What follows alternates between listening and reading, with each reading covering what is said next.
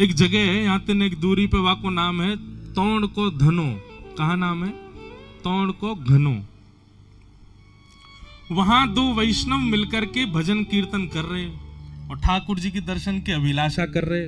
बहुत ध्यान से सुनियो। एक बात निश्चित है कि जहां वैष्णव बैठ करके ठाकुर जी को भजन करवे लग जाए तो वहां श्री जी एक बार तो पाम फेर के आमे ही हैं। तो श्री जी एक बार वह जगह भ्रमण करके आई तो श्री जी को बड़ी भाई वो जगह। श्री जी ने आके लाल जी से कही, लाल जी अब को रास करेंगे, अब को निकुंज विलास करेंगे। कहां? बोले तौण के धने में। आप आ जाओ। ठाकुर जी बोले कैसे आऊं? बोले अब तो कैसे हुआ, वहां दो भक्त हैं उनको दर्शन भी देना, हम रास बिहार भी करेंगे। तो यही कलिकाल की घटना, आज से 500 वर्ष पुरानी घटना। ठाकुर जी श्रीनाथ जी मंदिर है, आ गई। आप लोग जाएंगे तो यहाँ आनी और जतिपुरा स्थान पड़ेगा, वहीं श्री जी बाबा को ऊपर स्थान है आज भी। ठाकुर जी मंदिर में खड़े और खड़े खड़े गुसाई जी के सामने घबराने लगे। गुसाई जी बोले जय जय कहा है गो, जय जय कहा है गो।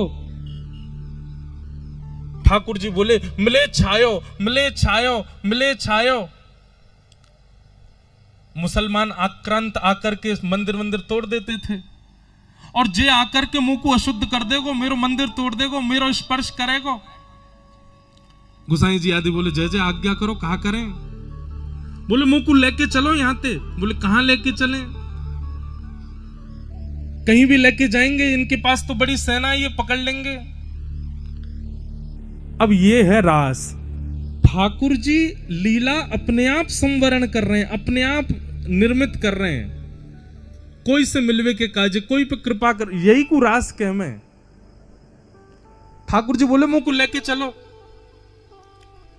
अब इतनी जल्दी व्यवस्था कैसे हो? वास्तव में गाड़ी तो हुई नहीं, वास्तव में बैलगाड़ी भी बहुत कम लोगन पे हुए करती, और बैलगाड़ी भी कोई नए का थोड़ी। ठाकुर जी तो इतने भारी भरकम कैसे बैठे बैल पे, और ठाकुर जी को ऐसे बैलन में तो नहीं लेके जाएंगे गाड़ी में। वास्तव में गिरिराज जी में एक ही आदमी पे बैलगाड़ी। बात जाकर के मंदिर के लोगों ने कही भैया अपनी बैलगाड़ी दे दे, ठाकुर जी को लेके जानो। वो ने कही मेरे 2 बैल हैं, एक तो पधार गो, एक बूढ़ा बुजुर्ग है गो, गाड़ी जो है का को एक पहिया टूट गो, कैसे दूं? इतने में ही एक सद्दू पानी नाम के वैष्णव रहो करते, उनने कही कि भैया मेरे पास एक भैंसा है, कहो तो मैं दे दूं। भैंसा बाहर झेल ले को ठाकुर जी को। मंदिर परिकर के लोग नहीं भैंसा पे नहीं बैठेंगे। अरे हमारे लाल जी भैंसा पे बैठेंगे। ठाकुर जी भीतर तो बोले मोकू मंजूर है, बुलाए लो। अरे जय जय भैंसा पे बैठोगे, इतकू आओ। जो लोग बोल रहे ठाकुर जी के पास गए। श्रीनाथ जी बोले तुम्हें पता भैंसा कौन है? बोले कौन है? बोले हमारी पत्नी कौन है? श्री यमुना जी, और यमुना जी के भैया यमराज जी, और यमराज जी को वाहन है भैंसा। हमारे साले साहब की गाड़ी है, वहां को लेके आओ, वहीं पे बैठ के जाएंगे हम तो। अरे हमारे सारे डोलो करें, वहां पे बैठ के हम डोलेंगे आज। गुसाई जी के बलिहार, जय जय बलिहार, आपकी छवि पे बलिहारी जाऊं, कैसे कैसे बानिक बना में अपने वैष्णवन पे कृपा करो, यही रास है। महाराज भैंसा आयो, बाकू इत्र में नवायो, पूरा इत्र वाके खींचते पूरी मालिश करी। ठाकुर जी बैठेंगे यहाँ पे, सुगंधित कर दियो। ठाकुर जी ऐसे से सहज है गए, अपने दोनों हाथ सीधे कर लिए, और एक हाथ कुमन दास के, एक हाथ चतुर्स दास के ऊपर रखो, दूसरा हाथ जो भी वासमय के अष्ट सखान में रहे उनके ऊपर, दोनों उनके ऊपर रखो। वे दोनों भी नेत्रन से आंसू बहाए, आहा कैसो आनंद। और श्री ठाकुर जी को देख के जैसे अब भैंसा चले कैसे मटक मटक के चला, ठाकुर जी कूदे वहां के ऊपर, और ज्यो ज्यो कूदे सो कभी यहाँ पे गिरे कभी वहां पे गिरे, सब जगह ते संभाले। एक जगह भैंसा को जन कहा चंगाई जोड़ते दौड़ लियो, ऐसो दौड़ो ठाकुर जी गिर नहीं जाए, तो हाथ पकड़ करके ये सब भी दौड़े, सखा आदि सब रेन के कांटे में जाए करके, कोई के वस्त्र फट गए, कोई की धोती रच गई, कोई के पाम में कांटो लगो। ठाकुर जी बड़े मस्त दतुइयां दिख रही हैं, ठाकुर जी को आनंद आ रहा है। बोले आज तो आनंद ही आ गयो, जा वाहन को वहीं धल्यो, यहीं पे बैठ के जायो करेंगे सब जगह। ठाकुर जी वहां पहुंचे। कुम्भनदास जी, शायद कुम्भनदास जी का ही पद है, लालकू भावे तोड़ को धनो, लालकू भावे तोड़ को धनो। ठाकुर जी गए और वहां जाकर के ठाकुर जी ने मधुर प्रसाद पायो, और प्रसाद पा करके ठाकुर जी अब सबन से बोले गाओ। सब गान लगे, एक एक पद के गान लगे। सो ठाकुर जी बोले अब सबरे चले जाओ, अब मुंह को एकांत में छोड़ दो। सब वहां से चले गए। तब श्री जी आई। श्री जी ने आकर के ठाकुर जी के संग रास विहार किया। फिर दो वैष्णव वहां बैठ करके कीर्तन कर रहे। ठाकुर जी ने उन पर अनुग्रह कियो, उनको दर्शन दियो, और दर्शन दे करके बोले अब वापस ले चलो। मिलेच्छ भाग गए। यासों कहें रास। अपने वैष्णवन के काजे, अपने कोई प्रिय के काजे ठाकुर जी अपनी प्रभुता त्याग करके दौड़े चले आमे, वही है रास। रास को मतलब नृत्य नहीं है, रास को मतलब नाचनो नहीं है। हमारे रस पक्ष से इतना प्रेम है गयो ठाकुर जी को कि ठाकुर जी अपनी प्रभुता में नहीं रह पाए, वही है रास।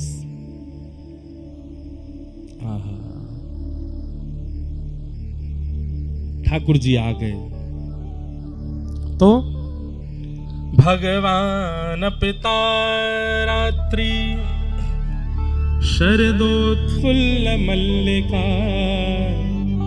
शरद पूर्णिमा के चंद्रमा आज जैसे उदित भये। बंधुओं, इस शरद पूर्णिमा कौन है? वृंदावन रूपी प्रियतमा को प्रियतम है।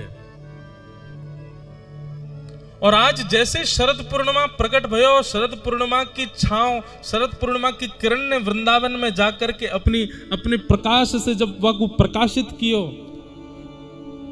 असमय हैवे के कारण भी वृंदावन में जितने पुष्प हैं, जितने वृक्ष हैं, सब ने अपने ऊपर पुष्प प्रकट कर दिए। सुंदर सुंदर पुष्प, सुंदर सुंदर वृक्ष, सुंदर सुंदर हरियाली प्रकट है गई चारों ओर। मानो जैसे शरद पूर्णिमा के चंद्रमा ने एक श्वेत वर्ण की पूरी कालीन जैसी बिछाई दी हो। आज ठाकुर जी रास विहार करेंगे वृंदावन में। शरदोत्फुल्ल मल्लिका और विक्षरन्तुम मनश्चक्रे योगमायामुपाश्रितः। विक्षरन्तुम मनश्चक्रे, ठाकुर जी ने अपनो मन बनायो। केवल गोपियों ने मन नहीं बनाया ठाकुर जी के संग रास करने का, आज ठाकुर जी ने भी मन बनाया कि मैं गोपीन के संग रास करूंगा। इसलिए रास विहार को आप केवल सामान्य लीला मत समझो। ठाकुर जी मन बना रहे हैं गोपीन से मिलवे को, वैष्णवन से मिलवे को, अपने भक्तन से मिलवे को। विक्षरन्तुम मनश्चक्रे योग मायाम उपाश्रिता। योग माया के आश्रय में आकर के ठाकुर जी ने रास विहार किया। योग माया कौन है? वैष्णो देवी। ठाकुर जी ने वाक्य आश्रय में आकर के रास विहार कियो, या को मतलब कहा है भैया इतनी गोपी आमेंगी रास करवे, सबन के घरवारे पीछे पड़ेंगे, सबरे घरवारे ढूंढेंगे कहाँ भयो, कैसे भयो, कहाँ गई हमारे घर की बहू बेटी सब। तो योग माया यानी कि वैष्णो देवी जितनी गोपी आई हैं उतनी गोपीन को रूप धारण करके योग माया ही घर में विचरण कर रही है।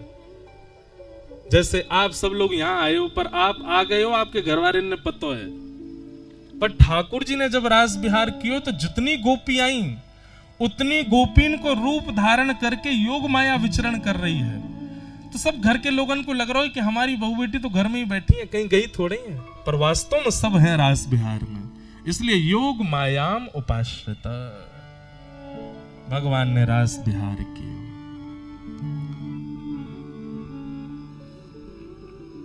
देखो बंधु, एक बात सुनो, रास की एक विशेषता पूर्णिमा की, आप हर दिन ठाकुर जी के दर्शन करो, पर शरद पूर्णिमा के दिन आप कितने भी ठाकुर के दर्शन कर लो, सारे ठाकुर अद्भुत ही लगेंगे। चाहे वो आप बिहारी जी के करो, राधा वल्लभ जी करो, राधा रमन जी करो, गोपीनाथ जी करो, गोविंद देव जी करो, श्रीनाथ जी करो, अपने घर के ठाकुर जी को भी आप सजा के देख लियो, साल भर को श्रृंगार एक तरफ और शरद पूर्णिमा के दिन आपके घर के ठाकुर जी भी अद्भुत ही लगेंगे। क्यों? क्योंकि शरद पूर्णिमा को श्रृंगार आप नहीं करते हैं, ठाकुर जी स्वयं करते हैं अपना।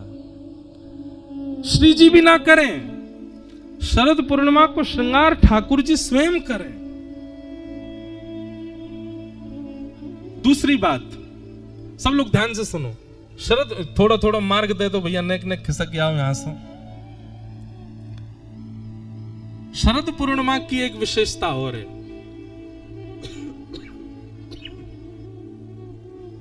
नेक नेक इतको खिसक जाओ, नेक एक मार्ग बना दो।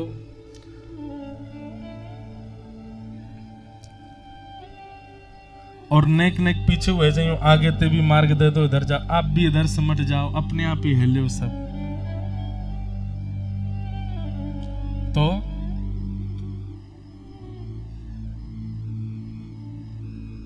भाव सो कथा सुनो। शरद पूर्णिमा की कुछ विशेषताएं हैं। पहली विशेषता, ठाकुर जी अपनो श्रृंगार स्वयं करें। आप माध्यम भले ही बन जाते होंगे, आपके कर कमल को आश्रय ले लें, आपकी दृष्टि को आश्रय ले लें, पर वादना को श्रृंगार ठाकुर जी स्वयं करामे अपनो। क्यों? ठाकुर जी मिलवे जावे वारे हैं ना, ठाकुर जी मिलवे जावे वारे हैं ना गोपीन सो, किशोरी जी से रास करवे जावे वारे हैं, या हमारे ठाकुर जी अपना श्रृंगार स्वयं करें। अब देखो, रास कब भयो? अर्धरात्रि में। यशोदा मैया तो ठाकुर जी को शयन करा चुकी है, लाल जी सो चुके हैं पीरी चदरिया ओढ़ करके। अर्धरात्रि में ठाकुर जी जब देख ले यशोदा मैया सो गई, नंद बाबा सो गए, तब ठाकुर जी उठे और फिर उठ करके अपना श्रृंगार स्वयं करें। श्वेत वस्त्र पहने, श्वेत बाघा पहने, श्वेत सुंदर मणिन सो मंडित, सुंदर सुंदर हीरान सो मंडित मुकुट धारण करें, अपने आप अपने हाथ से पाग बांधें, अपने आप चंद्रावली, अपने आप पत्रावली को श्रृंगार करें, कानन में मत्स्याकृत कुंडल पहने, गले में माला। ठाकुर जी ने शरद पूर्णिमा को अपना श्रृंगार स्वयं किया है, इसलिए ठाकुर जी शरद पूर्णिमा के दिन अद्भुत ही लगते हैं।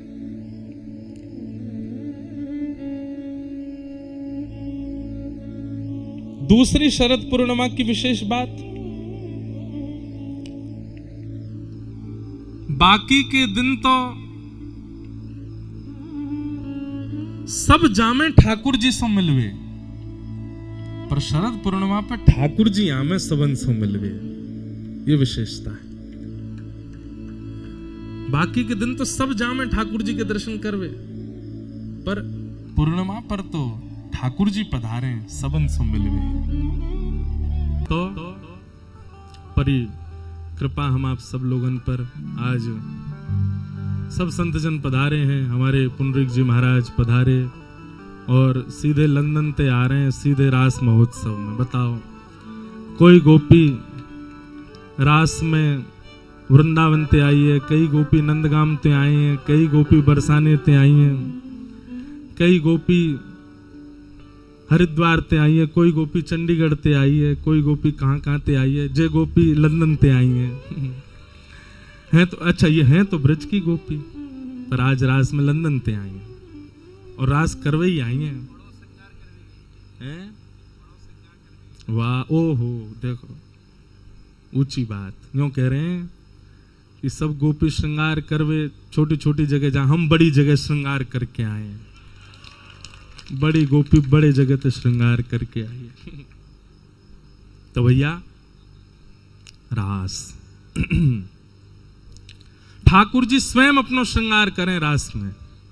क्यों? यशोदा मैया ने तो पढ़ा दिए, ठाकुर जी की तो शयन है चुकी है, लेकिन ठाकुर जी स्वयं अपनो श्रृंगार करके आए। या हमारे रास शरद पूर्णिमा पे जितने ठाकुर उनको दर्शन करो, अपने घर के ठाकुर जी को सजा के देख लियो, अद्भुत ही लगेंगे। क्यों? माध्यम आप बने हैं, पर ठाकुर जी अपना श्रृंगार स्वयं करें। क्यों? भक्तन सो मिलवे जानो है। अच्छा देखो, बाकी दिना तो भक्त जामे ठाकुर जी के पास दर्शन करवे, लेकिन आज ठाकुर जी पहले ही पहुंच गए और रास बिहार में जाकर के वृक्ष के नीचे खड़े होकर के बंसी बजा रहे हैं, टेर बजा रहे हैं और प्रतीक्षा कर रहे हैं सब गोपी इनकी कि सब गोपी आमे। और दिना तो भक्त प्रतीक्षा करें, पर शरद पूर्णिमा पर ठाकुर जी प्रतीक्षा करें गोपीन की। इसलिए महारास अद्भुत है। हमारे यहां 4 रात्रियों में सोने का विधान नहीं है वैष्णवों के लिए।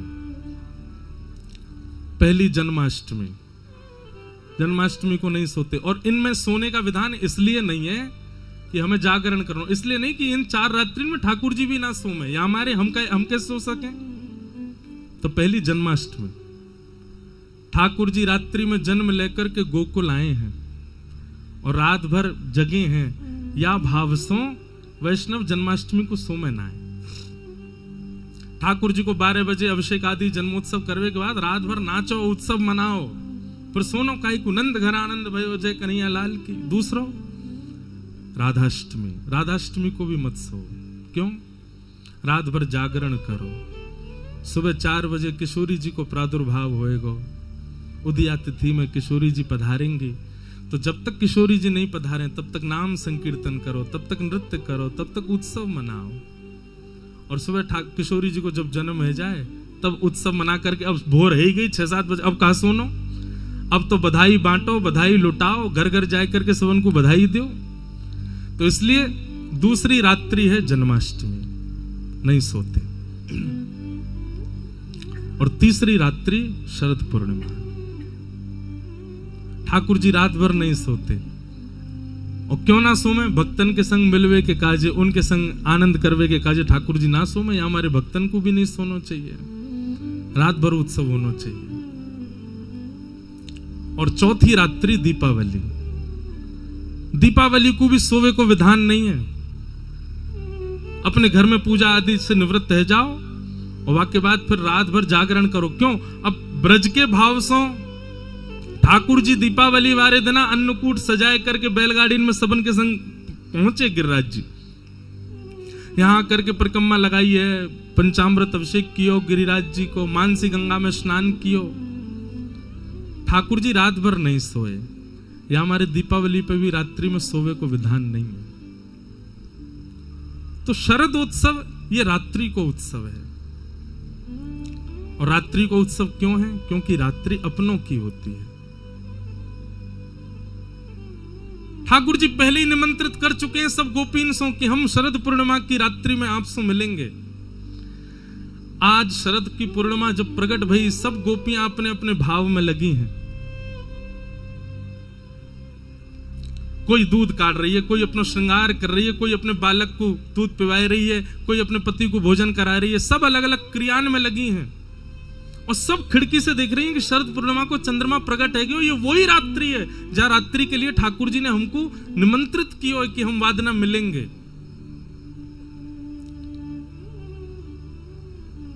लेकिन कोई भी गोपी जा नहीं रही है। क्यों?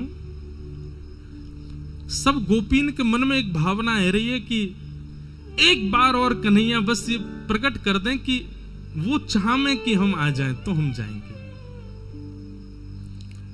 ठाकुर जी रास बिहार की भूमि में पहुंचे, जैसे ही देखो कि अभी तक कोई भी गोपी नहीं आई है, सब गोपीन को बुलावे के भाव से ठाकुर जी ने वेणु नाद कियो, वेणु रव कियो। अब वंशी तो बज रही है, सबको सुनाई दे रही है, लेकिन केवल कृष्ण प्रेम जिनके चित्त में है। देखो एक भैया बात सुनियो, कथा हजारों लोग सुन रहे हैं पर बदलवे वाले 100 ही हैं। कथा हृदय स्पर्श केवल 10 को ही कर रही है, भले ही कितनी भीड़ बैठी हो। या को मतलब क्या है? वंशी तो बजा रहे हैं ठाकुर जी, पर सुनाई उन्हीं को दे रही है जिनके चित्त में कृष्ण प्रेम है। आज भी ठाकुर जी वंशी बजा रहे हैं, आज भी ठाकुर जी लीला कर रहे हैं, आज भी ठाकुर जी कोई विशेष पूर्णिमा के दिन ही ठाकुर जी नहीं कर रहे हैं। हर दिन पूर्णिमा है वृंदावन में, हर दिन रास बिहार हैरो है, पर अनुभव केवल उन्हीं को हैरो जो वह स्थिति में आ चुके हैं, जो वह स्थिति में पहुंच चुके हैं, उनको आज भी अनुभव हैरो ठाकुर जी को। पंडित श्री ज्ञा प्रसाद जी महाराज गिरिराज जी में नित्य अनुभव करते ठाकुर जी को। क्यों? क्योंकि चित्त में वो प्रेम की स्थिति आ चुकी है। मीराबाई, कुंभनदास, सूरदास, कृष्णदास, गोविंद स्वामी, इन सबन को नित्य दर्शन होते ठाकुर जी के। क्योंकि प्रेम की स्थिति और हृदय वाह स्थिति में आ चुका है कि ठाकुर जी इनको कभी भी अनुभव करा दें। तो वंशी तो बजाई ठाकुर जी ने, जैसे लेकिन व्हाट्सएप पे एक वो होता है ना ब्रॉडकास्ट मैसेज, वो मैसेज उन्हीं को जावेगो जो वह लिस्ट में होंगे। ऐसे ठाकुर जी ने वंशी बजाई, लेकिन उन्हीं तक ही पहुंची जो कृष्ण प्रेम में उन्मुक्त हैं, सब तक नहीं पहुंची। और केवल धुन नहीं, बाकायदा कानन में नाम जा रहे हैं गोपीन के, अरे चंपकलता कन्हैया तेरा इंतजार कर रहे हैं, जल्दी चल। अरे चारुलता तू कहा कर रही है, जल्दी चल, श्याम सुंदर तेरी प्रतीक्षा कर रहे हैं। और ज्यों ज्यों गोपी अपनो नाम सुने, जैसे ही वेणु रव कान में जाकर के ध्वनि करे, गोपी जा स्थिति में वही स्थिति में दौड़ रही है ठाकुर जी से मिलवे। हमारे श्याम सुंदर बुला रहे हैं। बंधुओं, कल्याण टीका आती है गीता प्रेस गोरखपुर की, उसमें एक रसिक का एक भाव था, बहुत ध्यान से सुनियो। भगवान श्री राम जब रावण को मार करके वापस अयोध्या आने लगे, तो हनुमान जी ने चरणों में निवेदन किया कि नाथ, दंडकारन वन के संत आपकी प्रतीक्षा कर रहे हैं, आप दर्शन देवे चलो। राम जी बोले हम पे समय नहीं है हनुमान जी, हमको कैसे भी करके अयोध्या पहुंचना है, नहीं तो भरत लाल जी 14 वर्ष की प्रतीक्षा उनकी पूर्ण हो जाएगी, वो हमको जीवित नहीं मिलेंगे यदि हम जल्दी से जल्दी नहीं पहुंचे तो। हनुमान जी बोले वहां तो एक भरत है, पर यहां तो लाखों भरत हैं, इनको कहा हुए को। बहुत ध्यान से सुनियो भैया। राम जी बोले आप बताओ, बोले कि आप आज्ञा करो, जैसी आज्ञा करेंगे वो मैं संदेश पहुंचा दूंगा। राम जी बोले आप एक काम करो, सब जो संत हैं उन सबन से बोल दो, अभी मैं इतनी शीघ्रता में हूं कि अगर मैं गया भी तो केवल विमान से दर्शन दे सकूं, उनसे मिल नहीं पाऊंगा। आप सब संतन से मेरी हाथ जोड़ के प्रार्थना कर दो, वे प्रतीक्षा करें और चिंतन करें और मेरो निध्यासन करें।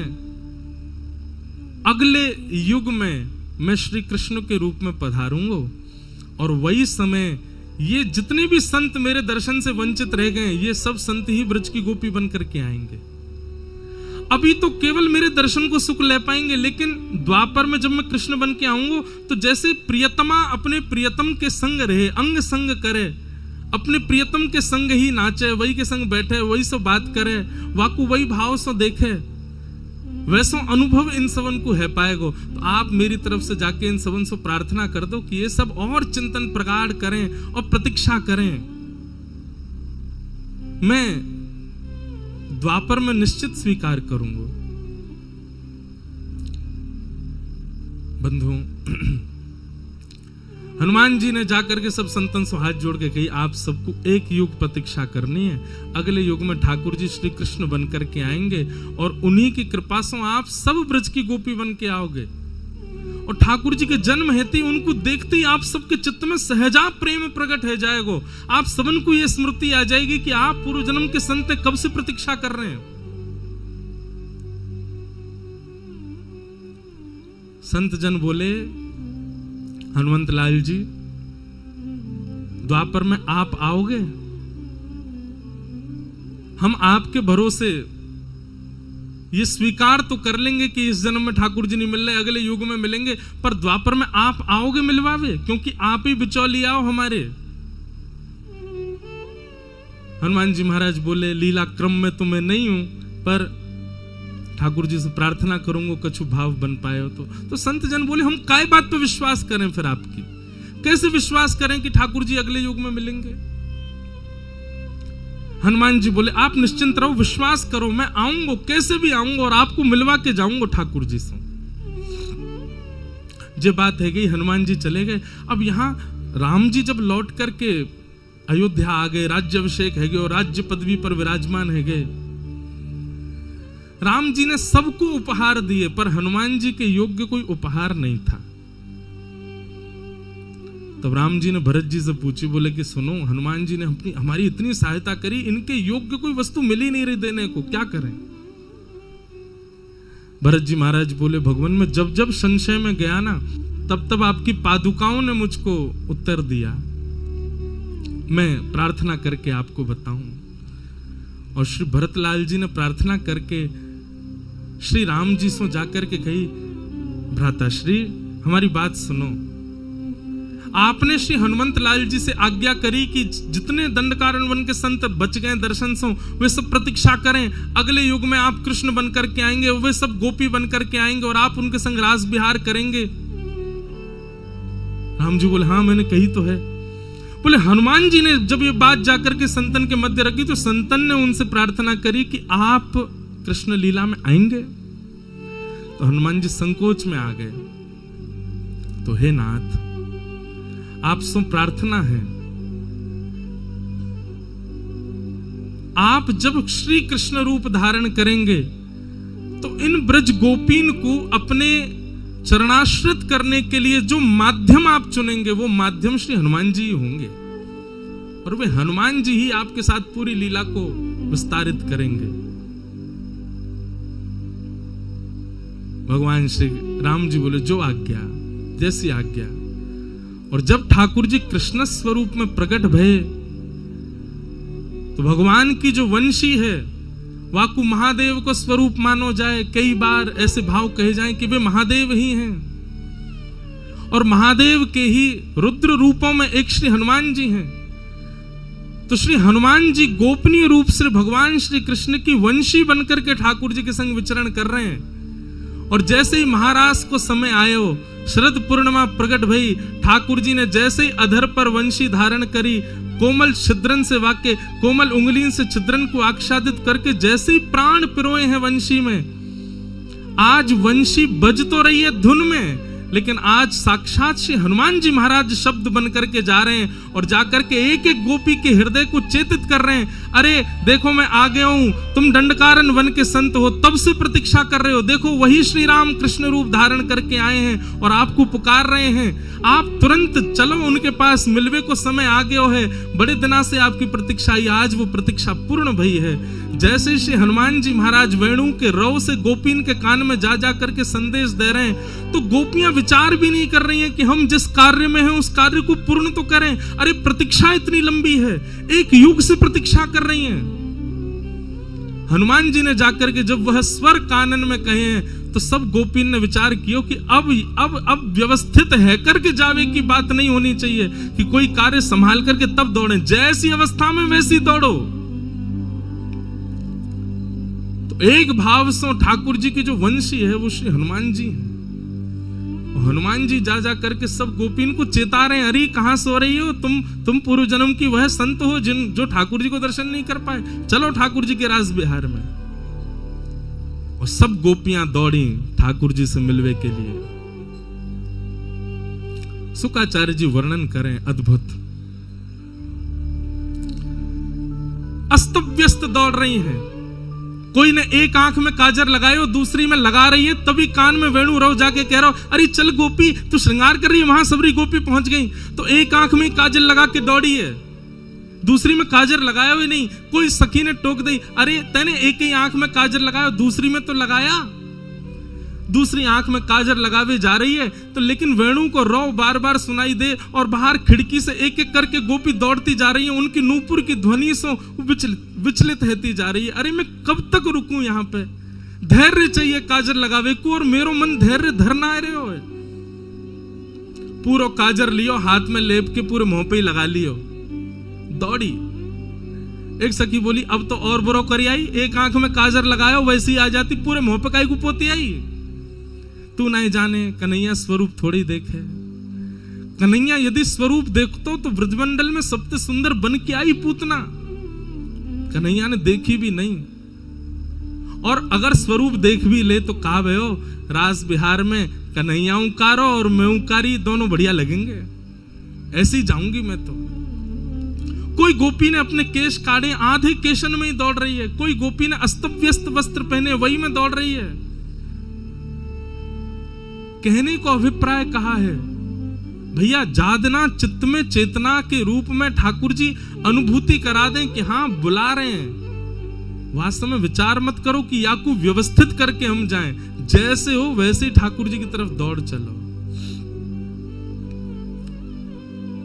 वृंदावन जानो है तो 4 बार सोचेंगे, ये काम है जाए, ये व्यवस्थित है जाए, या कोई व्यवस्था कर दें, ये और ने ठीक है जाए, फिर जाएंगे।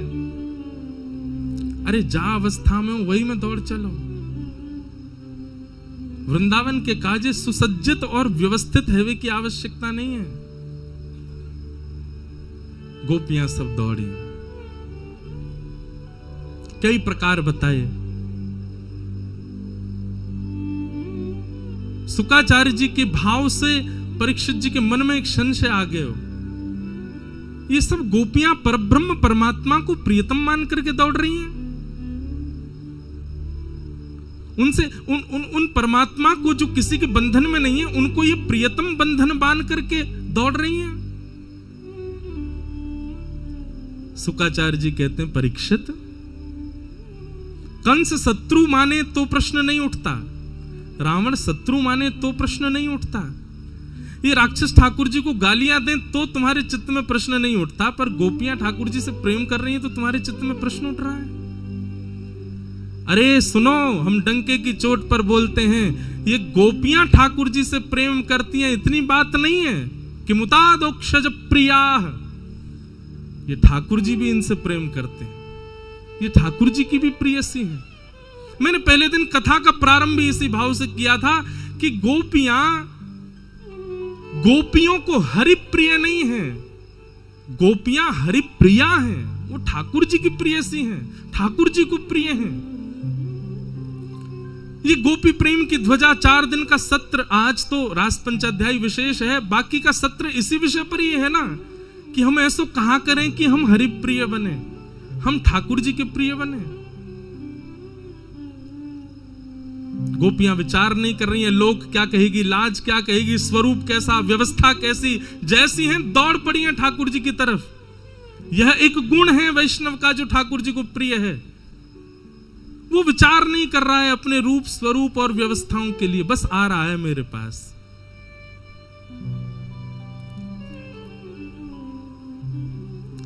सब गोपियां आ गई, ठाकुर जी सामने खड़े हैं, वेणु अचानक से रोक देते हैं।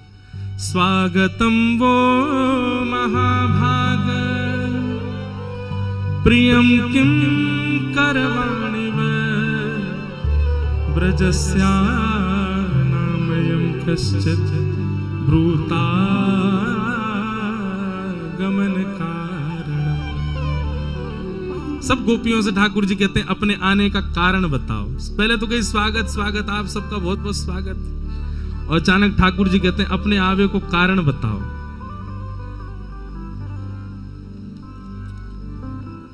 ठाकुर जी को स्वभाव है, एक बार जो उनकी शरणागति ले ले तो पहले तो वाको स्वागत करेंगे और फिर वाको दोबारा से सब संसार के प्रपंच दिखाएंगे। संसार ऐसो, संसार वैसो, परिवार ऐसो, भाई छोड़या बंधु छोड़या छोड़या जग साधुअन संग बैठ बैठ, साधुअन संग बैठ बैठ, लोक लाज खोई रे मेरे तो गिरधर गोपाल, दूसरो न कोई, दूसरो न कोई, मेरे तो गिरधर गोपाल, दूसरो न कोई, दूसरो। भैया एक बात ध्यान रखियो, ठाकुर जी की शरणागति लोगे तो छुड़वाएंगे तो बहुत कछु, सब छुड़वाए देंगे। और उनको छूटवे को यदि आपको बहुत गम है रहे हो कि मेरो ये छूट गयो, मेरो वो छूट गयो, मेरो काम छूट गयो, मेरो धंधो छूट गयो, मेरो परिवार छूट गयो, तो फिर मत आओ यार राह पे। सब प्रिय हैं तो श्री राधा रमण सो प्रेम मत करो। हमारे लाल जी त्रिभंग ललिए 3 जगह से टेढ़े हैं, उनको हृदय में आवे के काजे बहुत जगह चाहिए, और पहले तो हृदय में खूब सारी भीड़ होगी, ठाकुर जी ना आ पाएंगे, और ठाकुर जी अगर आवेंगे तो सबको निकार देंगे पहले हृदय में से, तब आए करके बैठेंगे। अकेले बैठना प्रिय है ठाकुर जी को, और सब छूटवे को यदि गम यदि चित्त में है तो क्षमा भैया, ठाकुर जी की शरण में मत आओ। ये बात तो निश्चित है कि ठाकुर जी सब छुड़वाए देंगे। सब गोपियां आ गईं और आकर के ठाकुर जी कह रहे हैं ब्रूतागमन अपने आने का कारण बताओ। और यहां ठाकुर जी ने पातिव्रत धर्म के बड़े नियम बताए। एक पतिव्रता नारी के धर्म क्या होते हैं, मानो ठाकुर जी उनको उनके धर्म के बारे में बता रहे हैं। अरे पतिव्रता नारी को अपने पति के प्रति कैसी भावना रखनी चाहिए, उसके परिवार के प्रति कैसी, सारे प्रवचन कर रहे हैं। 10 श्लोकों में ठाकुर जी ने पतिव्रता नारी का पूरा वर्णन किया। भर्तु शुश्रूषणम स्त्रीणाम परो धर्मो यमाय तद बंधुनाम च कल्याणम प्रजानाम चानुपोषणम। 10 श्लोकों में ठाकुर जी ने केवल यह कहा कि पतिव्रता नारी का धर्म क्या है, तुम वापस लौट जाओ। जब ठाकुर जी के 10 श्लोक पूर्ण हो गए और ठाकुर जी कहने लगे वापस जाओ वापस जाओ वापस जाओ, गोपियां बोली आपकी बात है गई हो तो अब हम बोले। ठाकुर जी बोले हाँ हाँ हाँ बोलो बोलो बोलो। तब ब्रज की गोपियां बोलना प्रारंभ करते हैं। इसको प्रणय गीत कहते हैं, बहुत प्रिय है। भागवत जी में 7 प्रकट गीत हैं और 7 अप्रकट गीत हैं। इनमें गोपीन को एक अप्रकट गीत है, वाको नाम है प्रणय गीत। गोपी गीत से पहले गाया वो प्रणय गीत। गोपियां कह रही हैं मैवं विभोरहति भवान् गदितुं नृशं संत्यज्य सर्व विषयांस्तव पादमूलम् भक्ता भजस्व दुर्वग्रहमात्यजास्मान् देवो यथादि पुरुषो भजते मुमुक्षु। बहुत ध्यान पूर्वक सुनियो, बहुत सुंदर बात। गोपियां कह रही हैं ठाकुर जी आपकी गलती नहीं है, आप भगवान हो, आपको क्या पता कि भक्त कितनी पीड़ा सहकर के बनता है। भोक्ता को क्या पता कि भात कितनी मेहनत से बनाया गया, उबाला गया, धनकुटा से कूट करके छिलका से निकाला गया, वो तो केवल दाल मिला के पा लेता है। ऐसे आपको क्या पता कि हम कितनी पीड़ा से बनते हैं। संत्यज्य सर्व विषयाम स्तव पाद मूलम। आप ही ज्ञान देते हैं कि सब छोड़ करके मेरी शरण में आ जाओ, और आज हम जब सब त्याग करके आ गई हैं तो आप हमसे कह रहे हो कि ब्रूतागमन कारण, हम अपने आने का कारण बताओ। नाथ ये आपको स्वभाव बन चुका है, लेकिन हम आपसे एक बात कहना चाहती हैं, हमें आप व्यभिचारिणी मत समझना। हमारा प्रेम ऐसा नहीं है कि हम आपसे मिलना चाहती हैं, आपके संग रहना चाहती हैं, आपको देखना चाहती हैं, आपसे वार्ता ये सब हमारे प्रेम का स्वरूप नहीं है। गोपी प्रेम की ध्वजा ऐसे ही नहीं बन गई हैं। ध्यान से सुनियो, गोपियां कह रही हैं हमारा प्रेम ऐसा नहीं कि आप हमसे मिलो, हमारा प्रेम ऐसा नहीं कि आप हमसे बात करो, हमारा प्रेम ऐसा भी नहीं कि आप हमको नित्य दिखो, हमारे प्रेम में यह भी नहीं है कि आप हमारे सामने रहो। अरे आज मिलकर के जीवन भर मत मिलिएगा, हम तब भी आपसे प्रेम करेंगी।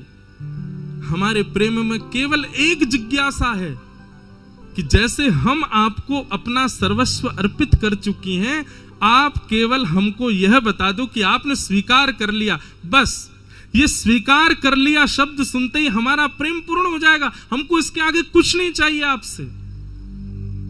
ना मिलन की इच्छा है, ना दर्शन की इच्छा है, ना वार्ता की इच्छा, कोई इच्छा नहीं है। केवल हमें यह पता चल जाए कि हमारा प्रेम आपने स्वीकार कर लिया, हम इसी में ही जीवित रह लेंगे। नाथ हमें आप सामान्य संसारी प्रेमियों की तरह मत मानो कि हमसे मिलो, हमको दिखो, हमसे बात करो, हमारी बात मानो। ये सब हमारे प्रेम का स्वरूप नहीं है। बस आप एक बार बता दो कि आपने हमारे प्रेम को स्वीकार कर लिया, बस ये सुनकर के हम चली जाएंगे, हम जीवन भर इसी में रह लेंगे। और नाथ, आप चाहते हो मैं वापस चली जाए? ठीक है, हम जा रही हैं अभी वापस, पर हमारी एक वस्तु आपके पास है, वो वस्तु हमको वापस करो। भगवान बोले मेरे पास क्या है? गोपियां बोली चित्तम सुखेन भवता पहितम गृहेषु। भैया ऐसे ही रास नहीं है गए, ऐसे ही रास बिहारी इतने सहज नहीं है गए। गोपीन की बात तो सुनो। गोपियां कह रही हैं चित्तम सुखेन भवता पहितम गृहेषु यन्निर्विशस्त्यत करावपि गृह्यकार्ये यामः कथं ब्रजमथो करवां पादौ पदं न चलतस्तव पादमूलात् यामः कथं ब्रजमथो करवां किं वा। गोपियां कह रही हैं हमारा मन आपके पास है। शब्द सुनो, हम चली जाएंगी, हमारी एक वस्तु आपके पास है, वो हमको वापस करो। ठाकुर जी बोले क्या है? बोला हमारा चित्त आपके पास है, मन आपके पास है, वो वापस कर दो, हम चली जाएंगे अभी। अब चित्त तो वापस नहीं कर सकते। गोपियां कहती हैं बिना चित्त लिए वापस जाएंगी तो हमारे हाथ कुछ कर्म नहीं कर पाएंगे। पति कहेंगे रोटी बनाओ, हम कहेंगे नहीं बनाना। क्यों नहीं बनाना? मन नहीं है। मन कहां है? मन तो कृष्ण के पास। बालक कहेंगे मेला में चलो, हम कहेंगे नहीं जाना। क्यों नहीं जाना? मन नहीं है। मन कहां है? मन तो है कृष्ण के पास। कृष्ण मन कृष्ण तन कृष्ण ही हमारो धन, आठों याम ऊधो हमें कृष्ण ही सो काम है। कन्हैया हम चली जाएंगी, जीवन में कभी लौट करके नहीं आएंगी, हमारा मन हमको वापस कर दो। जीवन में आप कभी हमारे चित्त में ना आओ, ऐसी स्थिति हमारी कर दो, हम अभी लौट करके चली जाएंगी। यदि ये संभव हो तो हमें वापस कर दो, और यदि ये संभव नहीं है तो हमें स्वीकार कर लो।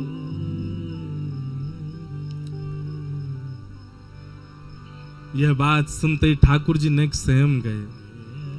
बोले भैया मन कैसे वापस करूं? मन वापस ना किया जा सके।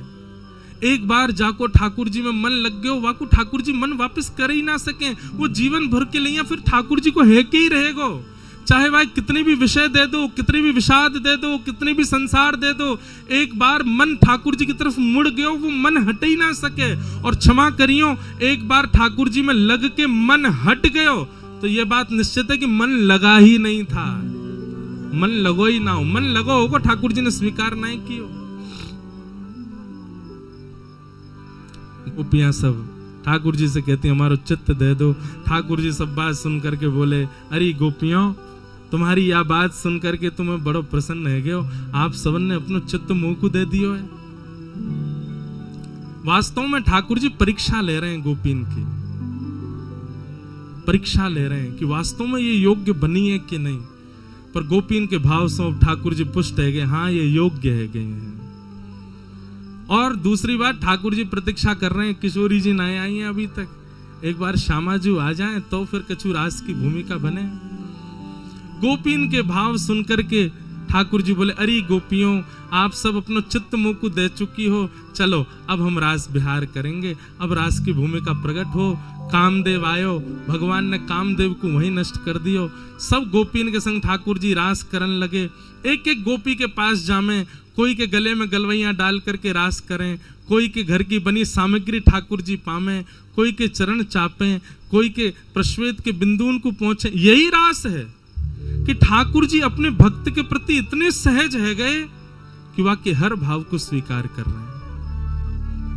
एक एक गोपी के पास जाकर के ठाकुर जी लीला कर रहे हैं। तभी गोपीन को मान है गया। बंधुओं एक बात बताएं, गोपीन को मान कैसे है सके? गोपीन के चित्त में मान कैसे प्रकट है सके? ऐसे निष्काम प्रेम करवे वारी गोपीन के चित्त में इतना शुद्ध पवित्र भावना ठाकुर जी के प्रति रखे वारी गोपीन के चित्त में मान कैसे आ सके? एक पक्ष तो है कि मान प्रकट भयो, पर एक पक्ष प्रश्न कर रहे हो कि भैया गोपीन के चित्त में मान आ कैसे गयो? वास्तव में ये मान आयो नहीं है, ये मान की भूमिका बनाई है ठाकुर जी ने। क्यों? बोले भैया ये सबरी गोपी सीधे मेरी शरणागति ले रही हैं, पहले श्री जी की शरण में नहीं गई हैं, और श्री जी की बिना शरण लिए ये अगर रास में प्रवेश करना चाहेंगी तो इनसे अपराध बन जाएगा, इनसे कोई ना कोई ऐसी भूल है जाएगी जो नहीं होनी चाहिए एक साधक सो, एक भक्त सो। या हमारे ठाकुर जी ने ऐसी भूमिका, ऐसे मानिक बनाया हो कि गोपीन के चित्त में मान आ गए हो, और वह गोपी जल थल सबसे पूछ रही हैं, तुमने श्याम सुंदर को देखो, तुमने कन्हैया को देखो। वृक्ष से पूछ रही हैं, पशु पक्षी से पूछ रही हैं, तुलसी जी से पूछ रही हैं। ठाकुर जी अंतर ध्यान है गए। तभी यमुना तट पर किशोरी जी बैठी हैं, और सब गोपीन ने जाकर के जैसे किशोरी जी को देखो, हाँ स्वामिनी, हाँ प्राणेश, हाँ प्राण प्रिया, श्री कृष्ण हमें रोतो बिलक तो छोड़ करके चले गए, कहीं अंतर ध्यान है गए, आप कृपा करो स्वामिनी जी।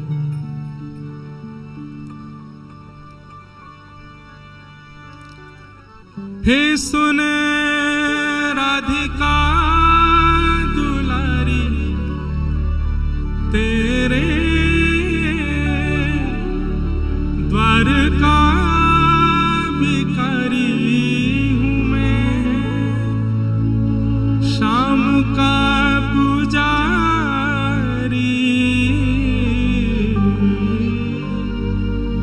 पीड़ा है हमारी। भैया आज शरद पूर्णिमा है, और मैंने एक बात जब चित्र विचित्र महाराज जी की यहाँ कथा भई, तब मैंने एक बात कही कथा में, ठाकुर जी यदि मिलवे को मन बनाएंगे तो ब्रज में दो ही जगह हैं, या तो यमुना तट या गिरिराज जी की तलहटी, ये दो ही जगह ठाकुर जी अनुभव कराएंगे। आज किशोरी जी से अभी देखो रास में मिल तो गए हैं श्याम सुंदर हमें, लेकिन प्रार्थना करो कि आज की जब रास की भूमिका प्रारंभ हो, जब नृत्य प्रारंभ हो, जब वह भाव उत्पन्न हो, हे किशोरी जी हमको अनुभव करा दियो श्याम सुंदर को। प्रार्थना कर लो, फिर चलेंगे रास में। हे सुन राधिका दुलारी, तेरे द्वारका भिखारी हूँ मैं, शाम का पुजारी, पीड़ा है हमारी, हमें श्याम ना मिला, हमें श्याम ना मिला, हमें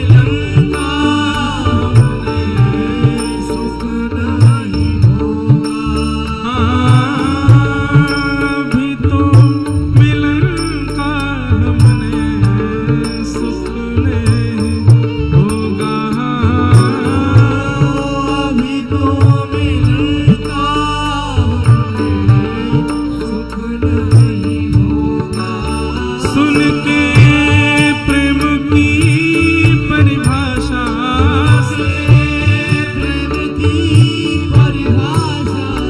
मन में बंधी थी जो आशा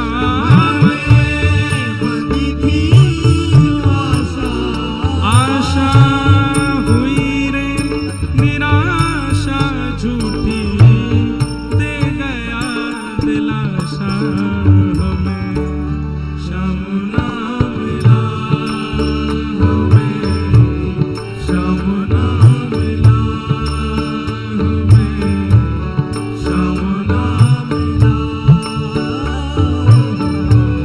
श्याम ना मिला हे सुने राधिका दुलारी सुने राधिका दुलारी तेरे द्वार का भिखारी तेरे द्वार का भिखारी तेरे श्याम का पुजारी पीड़ा है हमारी श्याम ना मिला श्याम ना मिला हमें श्याम ना मिला हमें श्याम ना। बंधुओं, आज शरद पूर्णिमा है और आज एक उत्सव और है, पता है आपको? प्रेम रस सार रूपा। द्वापर की गोपी तो रही, पर कलयुग के हम सबन की अग्रगण्या प्रेम की ध्वजा आगे लेके चलवे वारी भक्तिमती मीराबाई का आज जन्मोत्सव है, आज प्राकट्य उत्सव।